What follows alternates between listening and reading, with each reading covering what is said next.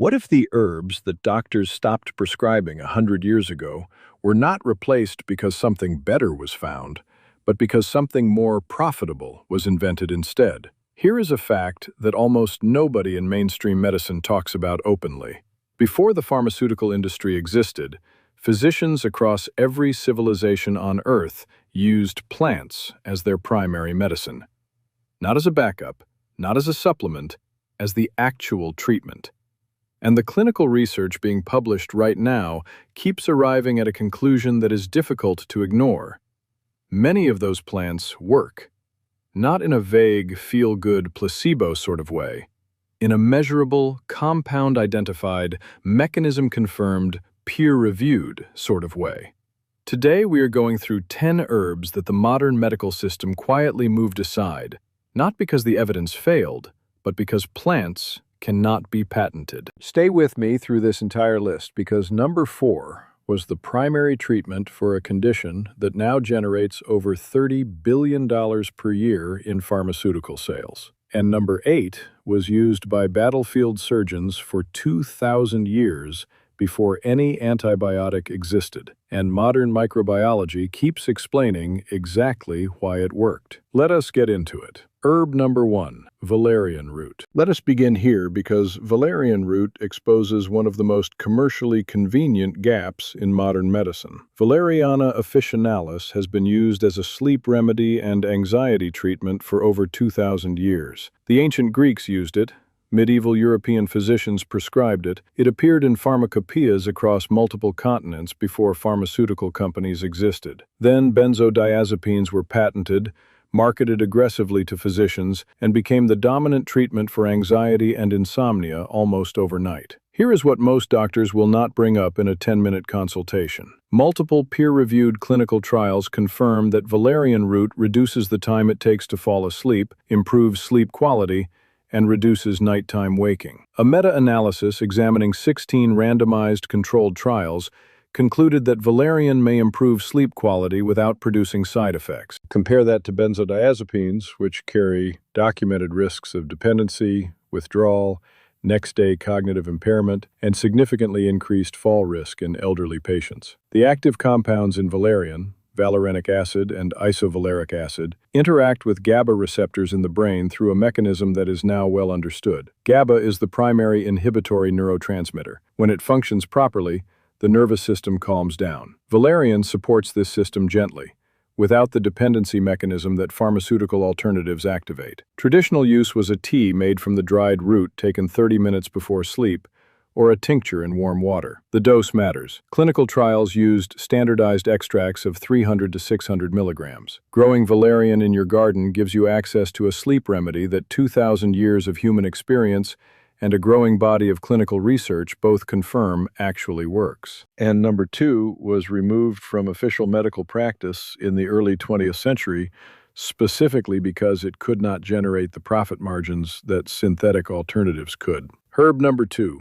St. John's wort. In Germany right now, today, physicians write more prescriptions for Hypericum perforatum than for Prozac. That sentence needs to sit with you for a moment. Germany is not a country of folk medicine enthusiasts. It has one of the most rigorous pharmaceutical regulatory systems in the world. German doctors are trained identically to American and British physicians. They read the same research, they operate within the same evidence-based framework, and they prescribe St. John's wort for depression more than the most famous antidepressant on earth because the evidence for it is that strong. Multiple independent meta-analyses, not individual studies, systematic reviews of dozens of studies combined, confirm that St. John's wort is as effective as standard antidepressants for mild to moderate depression, with a significantly better side effect profile. The active compounds, hypericin and hyperforin, modulate serotonin, dopamine, and norepinephrine simultaneously. These are the same 3 neurotransmitters that every major antidepressant class targets. The difference is mechanism and side effects. The pharmaceutical versions are selective, synthetic,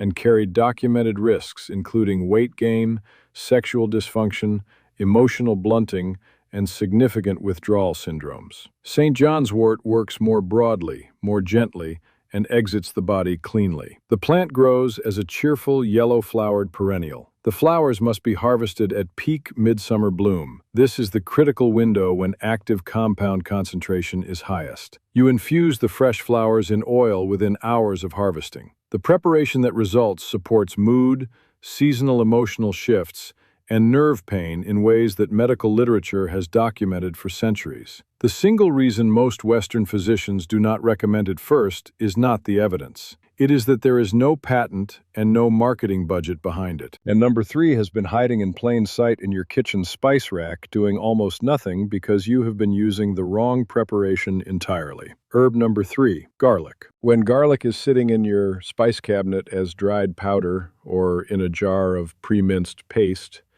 it is nutritionally present, but medically almost inert. Here is why this matters and why almost nobody explains it clearly. When raw garlic is crushed or finely chopped, an enzymatic reaction converts alliin into allicin. Allicin is one of the broadest spectrum natural antimicrobials ever identified in scientific research. It has demonstrated activity against bacteria, viruses, fungi, and parasites in clinical research. It does not target one pathogen through one mechanism the way antibiotics do. It disrupts multiple microbial pathways simultaneously, which is part of why developing resistance against it is extraordinarily difficult for microorganisms. The critical detail is this: allicin is volatile and heat-sensitive. Cooking destroys it. Drying destroys it. The pre-minced jar on your refrigerator shelf contains almost none of it. Raw, freshly crushed garlic, consumed within 10 minutes of preparation, is the medically active form. Egyptian medical papyri cataloged garlic in over 20 separate medical preparations. The Israelites in the biblical wilderness wept with genuine grief over its absence. And once you understand what allicin does to the immune system,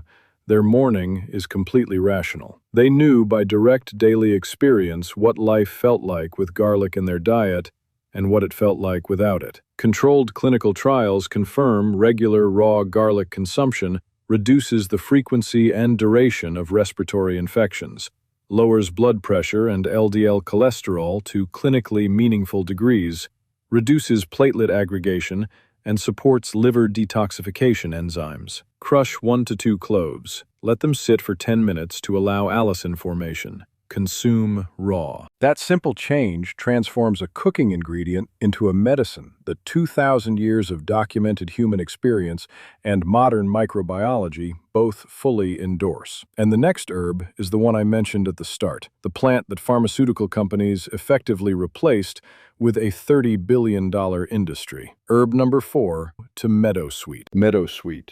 Filipendula ulmaria. In 1838, a chemist named Johann Buchner isolated salicylic acid from meadowsweet flowers. 50 years later, Felix Hoffmann at Bayer chemically modified that compound into acetyl salicylic acid, patented it, and called it aspirin. The entire aspirin industry, and by extension the entire NSAID pharmaceutical category, worth over $30 billion annually, traces its origin directly to a meadowsweet plant growing beside a European stream. Here is what the pharmaceutical version removed and why it matters. Meadowsweet naturally contains salicylates, alongside compounds called tannins and mucilages that protect the stomach lining from irritation. Aspirin, stripped of those protective compounds and chemically altered, causes gastrointestinal bleeding in a significant percentage of regular users. Meadowsweet, prepared as a traditional tea,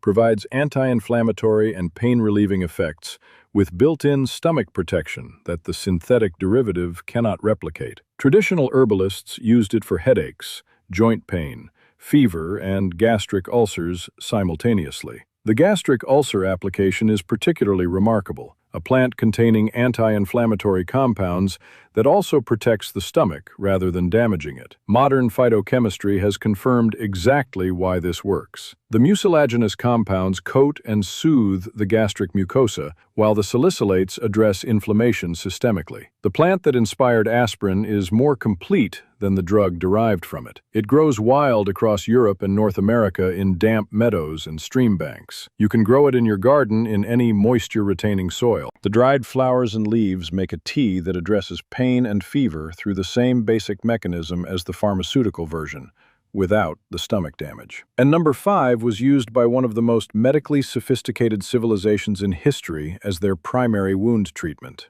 And researchers studying it today keep finding that they understood exactly what they were doing. Drop the number of the herb that shocked you most in the comments right now. I read every single comment, and I am turning the most voted herb into a complete, dedicated video.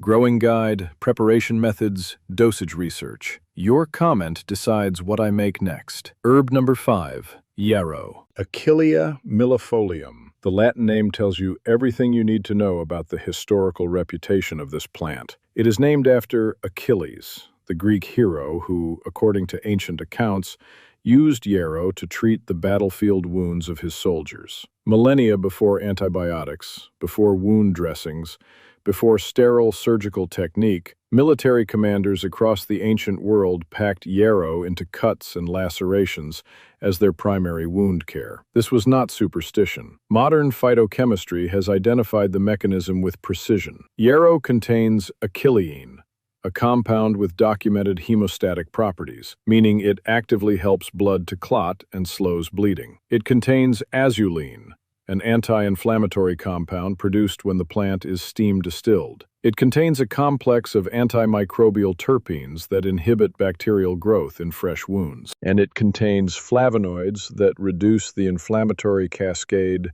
that causes excessive swelling and pain around injuries. The United States Pharmacopoeia listed yarrow as an official medicinal plant well into the 19th century. It was carried by military field surgeons during multiple major wars. Then antibiotics arrived, pharmaceutical companies had products to sell, and yarrow disappeared from official medicine with remarkable speed, despite the fact that antibiotic-resistant infections, a problem yarrow does not produce because it works through multiple simultaneous mechanisms, are now one of the most serious threats in modern healthcare. Yarrow grows as what most people identify as a common weed in lawns, roadsides, and field edges. The feathery leaves and flat-topped clusters of small white flowers are harvestable 3 times per season. Dried aerial parts sell for up to $20 per pound from herbal medicine formulators who cannot source enough domestic supply. A yarrow tincture applied to minor wounds and cuts addresses bleeding, bacterial contamination, and inflammation simultaneously. The plant that battlefield surgeons trusted for 2,000 years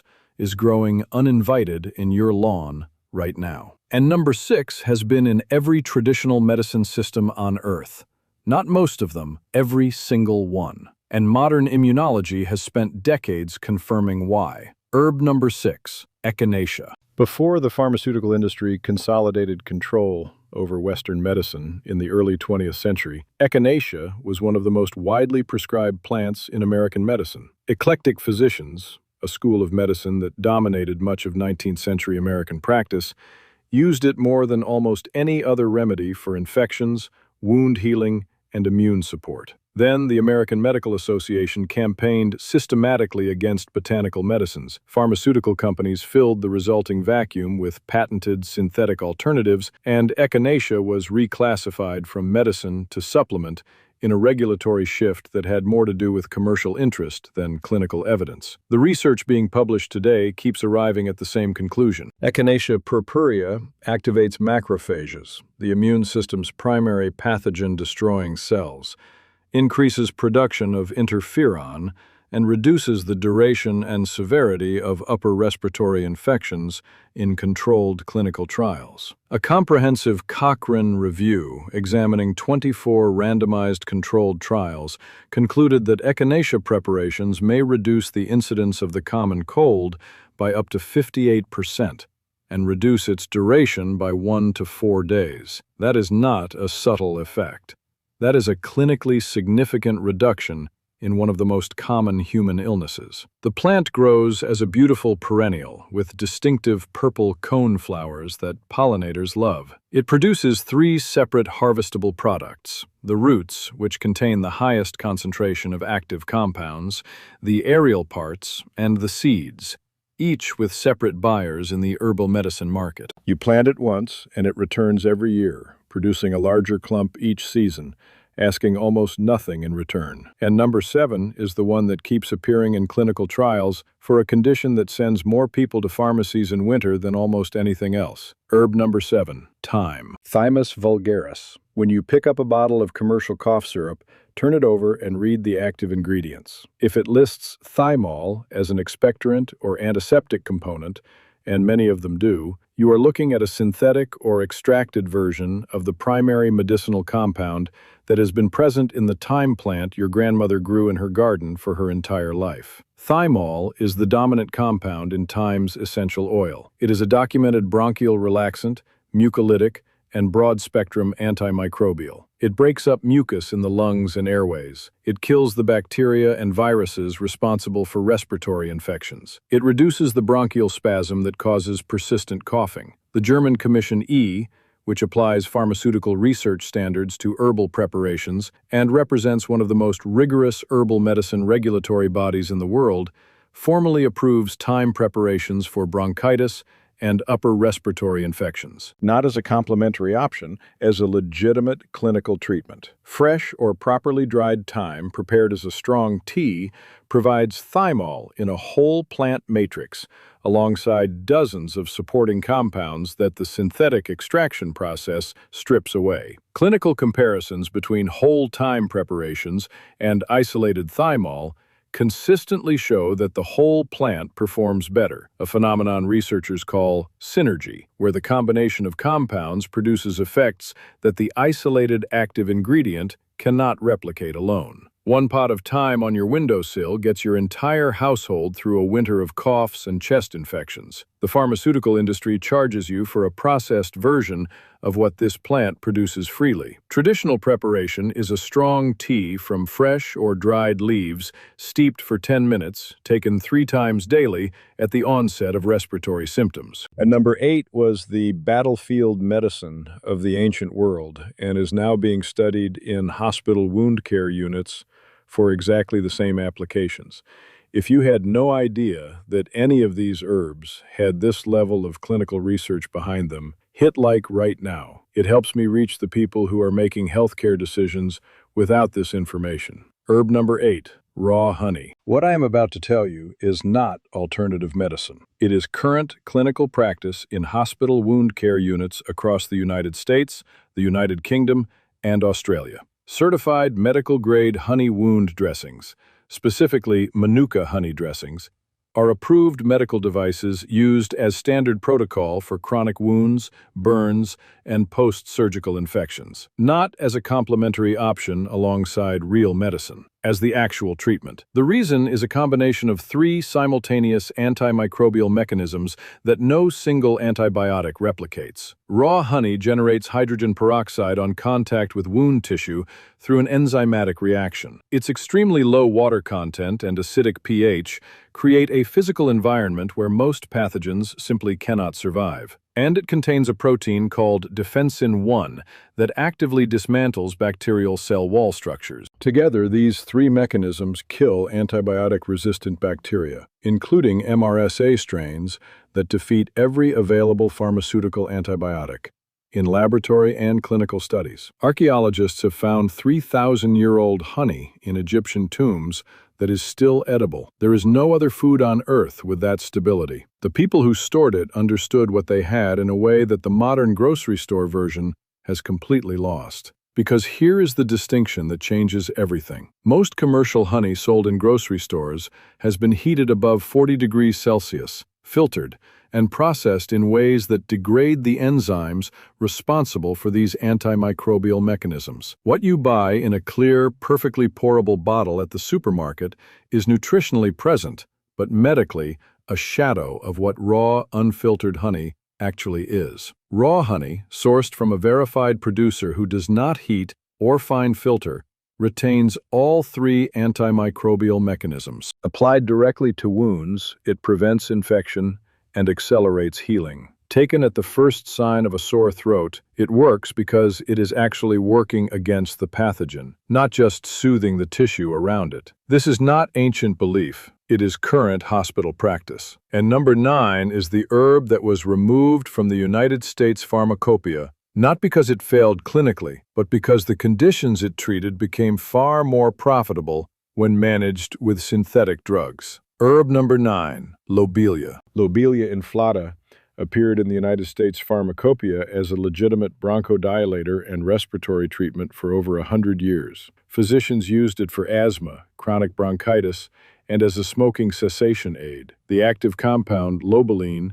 binds to nicotinic receptors in the brain through a mechanism similar to nicotine, which is why it was used to reduce nicotine cravings and support smoking cessation decades before pharmaceutical nicotine replacement products existed. Then the consolidation of American medicine under pharmaceutical influence in the early 20th century reclassified lobelia as too dangerous for general use, removed it from official medicine, and the conditions it treated became managed instead by patent medications that required ongoing prescriptions. The asthma market alone is now worth over $20 billion annually. Lobelia is not without caution. Like all genuinely pharmacologically active plants, dose matters significantly and preparation requires knowledge. But the herbalists who used it carefully for generations understood its parameters. The FDA's reclassification was not driven primarily by new clinical evidence of harm. It was driven by a systematic campaign to remove botanical competition from a medicalizing system. Today, clinical herbalists continue to use lobelia with appropriate care for respiratory conditions. The dried herb is available from specialist suppliers. Traditional preparations were carefully dosed tinctures and small amounts in smoking blends for cessation support. It is a plant that rewards careful study rather than casual use, but the dismissal of it from mainstream medicine was a commercial decision, not a scientific one. And the final herb on today's list is one that has decorated sacred architecture, inspired scientific research, and is now being studied intensively by longevity researchers who keep finding compounds in it that nothing else contains. Herb number 10, Ashwagandha. Withania somnifera has been the cornerstone of Ayurvedic medicine for over 3,000 years. Indian physicians used it as what they called a rasayana, a rejuvenating tonic that builds resilience, reduces fatigue, and supports the body's ability to recover from physical and psychological stress. For most of the 20th century, Western medicine dismissed this as pre-scientific cultural tradition. Then researchers began running controlled trials, and the results have been consistent across dozens of independent studies. Ashwagandha is an adaptogen, a class of plants that modulate the body's stress response system through the hypothalamic pituitary adrenal axis. When cortisol is chronically elevated, as it is in the majority of modern adults navigating high-stress environments, the downstream effects include disrupted sleep, suppressed immunity, impaired cognitive function, elevated inflammatory markers, reduced testosterone, and compromised cardiovascular health. Ashwagandha root extract has been shown in randomized controlled trials to reduce serum cortisol levels, improve sleep quality, increase muscle strength and recovery, enhance cognitive performance, and support thyroid function. A 2019 study published in Medicine found that participants taking ashwagandha extract reported significantly better sleep quality, mental alertness, and quality of life compared to placebo, with no adverse effects. The pharmaceutical approach to chronic stress and its downstream consequences involves separate drugs for each symptom: a sleeping pill for insomnia, an antidepressant for mood, a statin for elevated cholesterol driven by cortisol, each requiring its own prescription, its own monitoring, its own side effect management. Ashwagandha addresses the upstream cause, the cortisol dysregulation itself, without the polypharmacy cascade. It grows as a small shrub in warm, dry climates and in containers indoors with supplemental heat. The dried root is the primary medicinal part, standardized extracts providing the most reliable dosing for clinical applications. The supplement market for it is growing because consumers are discovering what Ayurvedic physicians documented 3,000 years ago. Here is the conclusion that every herb on today's list points toward. Modern medicine did not replace these plants because better options were found. It replaced them because patents were granted and profit margins were established. The clinical evidence for valerian, St. John's wort, garlic, meadowsweet, yarrow, echinacea, thyme, raw honey, lobelia, and ashwagandha was not refuted. It was ignored, underfunded, and systematically sidelined in favor of synthetic alternatives that could generate reliable quarterly revenue. Every compound driving the therapeutic effects of these plants has now been identified. Every mechanism has been studied, and the research keeps confirming what careful human observation accumulated across thousands of years of daily use. Pick 2 herbs from today's list that address conditions your household faces most often. Source the highest quality version you can find, grown yourself, purchased from a verified supplier, or foraged with knowledge. Use them the way they were traditionally used, as food, as tea, as tincture, as part of daily life rather than as an emergency intervention. Pay attention to what happens the way the ancient world paid attention. Drop a comment below telling me which herb surprised you most. Was it Meadowsweet giving birth to the entire aspirin industry? Was it raw honey being used in hospital wound wards right now? Was it St. John's wort outselling Prozac in Germany today? I read every comment on this channel. If you are not subscribed yet, hit that button now. We post every week and we are just getting started. The next video goes even deeper into the herbs that the pharmaceutical industry actively lobbied to have reclassified from medicine to supplement in the 20th century. You will not want to miss it. See you there.